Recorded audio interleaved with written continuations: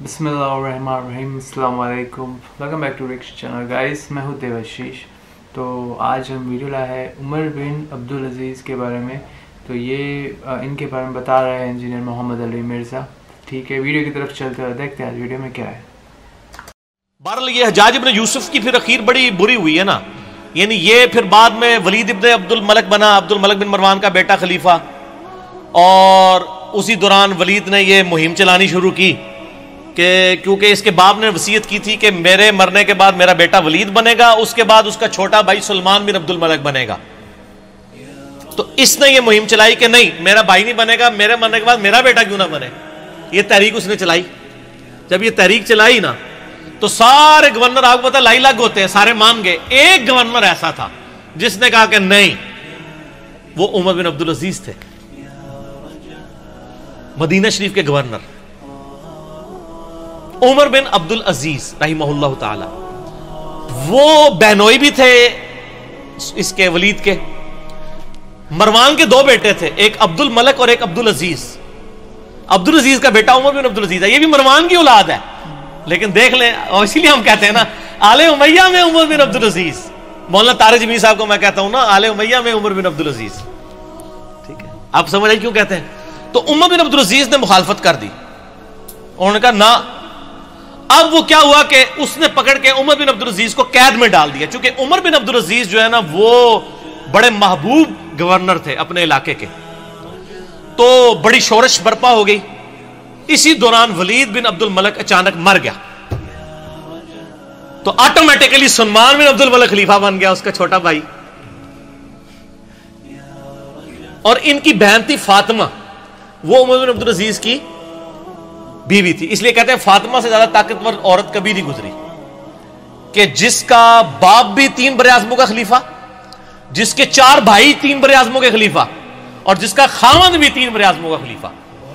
और बड़ी दरवेश औरत थी वो फातिमा बिनते अब्दुल मलक बिन मरवान।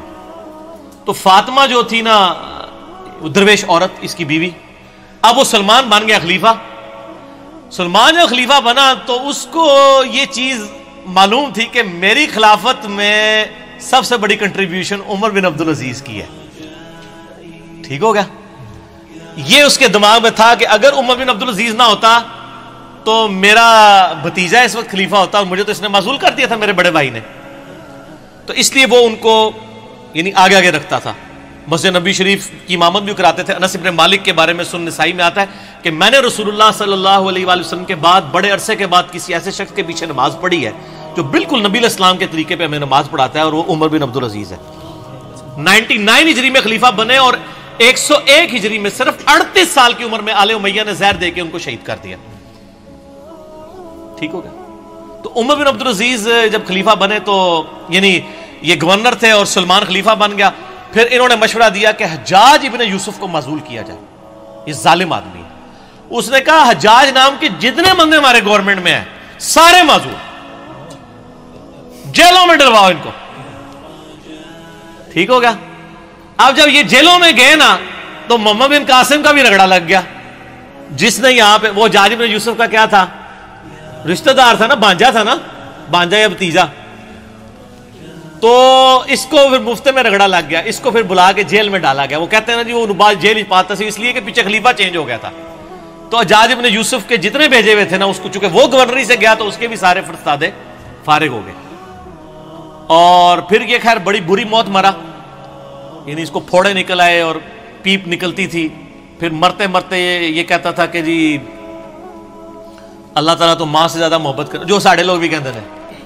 हसन बसरी को किसी ने बताया कि वो तो कहता है कि जी अल्लाह ताला की रहमत तो मेरे गुनाहों को तो उसके सामने कुछ भी नहीं है। तो हसन बसरी ने फरमाया हज्जाज चाहता है कि दुनिया भी अपनी मर्जी की गुजारी है और आखिरत भी अपनी मर्जी की गुजारे।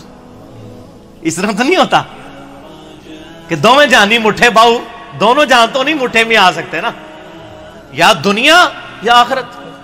ठीक हो गया। तो खैर ये मारा गया। फिर सुलेमान जो है ना, उसकी जब मौत का वक्त करीब आया उसको भी एक बीमारी लग गई। तो उसने इरादा किया कि अपने छोटे 2 भाइयों को खिलाफत के लिए नामजद करे। तो उसका एक असिस्टेंट था, रिजा उसका नाम था, बड़ा नेक था वो। उसने कहा कि अगर तू मेरी मानना तो उमर बिन अब्दुल अजीज को खलीफा बना दे। उसने कहा कि ये तो मेरे भाई उसको मार देंगे, मानेंगे नहीं। उसने कहा नहीं, इनका इलाज है मेरे पास, देख तू अगर खलीफा बना तो उसकी वजह से बना है। उमर बिन अब्दुल अजीज हादसाती तौर पर इस्तीफा जो है ना वो खलीफा बन गए थे, वरना इनको किसने बनाना था इतने नेक आदमी को। उनका यार इस तरह कर कि तू ना एक बंद वसीयत लिख के उसको सील कर दे और कह के इस सील के ऊपर बैत लो कि नेक्स्ट खलीफा कौन है, और जो बैत नहीं करेगा उसको कत्ल कर दिया जाएगा। और तू लिख दे कि उमर बिन अब्दुल अजीज तेरे बाद खलीफा है, और उसके बाद तू लिख दे कि उमर बिन अब्दुल अजीज के बाद मेरा जो भाई छोटा है यजीद और शाम वो खलीफा है। तो उनको भी उम्मीद लग जाएगी चलो 80-60 बारी भी आ जाएगी। ये लिख के ना जनाब सील कर दी गई। अब सील लेके जब बाहर आए मैदान जंग में, खैमे से बाहर निकले, कहा जी अमीरुल मोमिनीन ने अपना सक्सेसर मुकर्रर कर दिया है, इसके अंदर उसका नाम है, तो बैत करो बंद पे। वो भाई आगे लालची, उन्होंने कहा ना खोल के पढ़ साडा ना लिखे कि नहीं। उन्होंने कहा मैं कहना थोड़ा ना लिखे, ना तो लिखे सी लेकिन ये पता कि केड़े नंबर से लिखे है। ठीक हो गया। और दूसरी तरफ उमर बिन अब्दुल अजीज आगे कहते हैं रिजा मुझे बता दे कहीं मेरा नाम तो नहीं लिख दिया, वरना मैं जंगलों में चला जाऊं, मैं खिलाफत का बार नहीं उठा सकता। ठीक हो, ये आप अप्रोच का फर्क देख लें। तो रिजा कहता है मैंने जिंदगी में एक ही झूठ बोला है, ना उससे पहले ना उसके बाद, वो ये था कि मैंने कहा उमर तेरा नाम नहीं है बीच में, क्योंकि मुझे खतरा था कि ये छोड़ देंगे और मुसलमान ऐसे हुक्मरान से महरूम ना हो जाए। कहते हैं जब वसीयत खोली गई, जब पढ़ के सुनाएगी उमर बिन अब्दुल अजीज, तो उमर बिन अब्दुल अजीज जो है वो बेहोश होकर गिर पड़े। दो बंदों के सहारे, एक 35 साल का नौजवान 2 बंदों के सहारे लाके मिंबर तक लाया गया पहला खिताब करने के लिए, और आले उमैया के चेहरे लटक गए। लेकिन जब पढ़ा कि इनके मरने के बाद वो भी बनेंगे, तो उनको उम्मीद लग गई। उनका चलो ठीक है साडा यार बनोई है ना 100 करो, केड़ा बाहर का बंदा है, ठीक हो गया। दादा तो साडा मरवान एक ही है ना, ठीक हो गया, परदादा। तो ये पूरा मामला हुआ। उमर बिन अब्दुल अजीज रहमहुल्लाह ताला व रदियल्लाहु ताला अन्हु व अलैहि सलाम यूं खलीफा बने। फिर सर 2 साल सिर्फ उनको रहने दिया है, 2.25 साल, जितनी हज़रत अबू बकर की खिलाफत का टेन्योर है ना उतना ही इनका। और देख लें इस्लाम में 5 खुलफा अबू बकर, उमर, उस्मान, अली और हसन इब्न अली के बाद छठा खलीफा इनको माना जाता है। बीच में किसी को खलीफा नहीं माना जाता। अला मिन हाजिन नबुवा 2 साल के अंदर, 2.25 साल के अंदर उन्होंने पिछले 40 साल में आले उमैया ने जितनी लोगों की जदादें हथियाई थी ना, उनकी औलादों को बुला के वापस की। जो जागीर फिदक थी वो बनु हाशिम के हवाले कर दी, और मिंबरों पे जो पिछले 60 साल से सब्बो शतम हो रहा था मौला अली पर, लानत करवाई जाती थी, वो बंद करवा के इन्नल्लाह यअमुरु बिल अदली वल इहसान ये वाली आयत खुतबे में दाखिल की। और तब्दीली आ गई जनाब, ये तब्दीली थी जो आई। और रावी कहते हैं कि जी उमर बिन अब्दुल अजीज जब खलीफा बने ना, उससे पहले तक ये हालत थी कि लोगों की चौराहे पे ये गुफ्तगू होती थी, तेरे कितने प्लाट हैं और तेरे कितने बंगले हैं और तेरी कितनी बीवी हैं। और जब उमर बिन अब्दुल अजीज खलीफा बने तो चौराहों पे ये गुफ्तगू हुआ करती थी कि तूने इस हफ्ते कितने नफली रोजे रखे और कितना कुरान पढ़ा। क्यों कि जब उमर बिन अब्दुल अजीज जुम्मे की नमाज पढ़ाने के लिए आते थे तो 10-10, 15-15 पैबंद उनके कुर्ते के ऊपर लगे हुए होते थे। तो लोग कहते थे कि यार 3 बराज़मों का हुक्मरान अगर इस हाल में रह रहा है तो सर हम क्या। मैं यही कहता हूं कि आज अगर इमरान खान साहब प्राइम मिनिस्टर खुद खुतबा दे रहे हो शाह फैसल मस्जिद के अंदर सादा से शलवार कमीज के अंदर, तो शलवार कमीज खुद ब खुद ही फैशन बन जाएगा। वैसे वो पहनते शलवार कमीज ही, मुझे बड़ी खुशी हुई चाइना में भी उसने शलवार कमीज पहनी हुई है, तो खुद ब खुद की फैशन बन जाएगा। इतनी तब्दीली आएगी। और लोगों की ये गुफ्तगू हुआ करती थी, गुफ्तगू तक चेंज होगी। हुक्मरान से कितना फर्क पड़ता है। खैर फिर ये ज़ाहिर ऐसे हुक्मरान की तरह हजम होते हैं, फिर इनको जहर दे के शहीद कर दिया गया। लेकिन उन्होंने इतनी तब्दीली कर दी थी, इसीलिए इनको इस्लाम का पहला मुजद्दिद कहा जाता है। ये वाहिद मुजद्दिद है इस्लाम की हिस्ट्री में जिसको सुन्नी और शिया दोनों मुजद्दिद मानते हैं।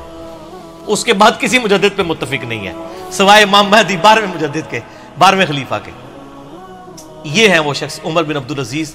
चूंकि हज्जाज इब्न यूसुफ की बात थी तो हज्जाज इब्न यूसुफ का अंजाम भी बताना था, उसके साथ ये सारी चीजें जुड़ी हुई थी, तो मैंने बता दी इसलिए।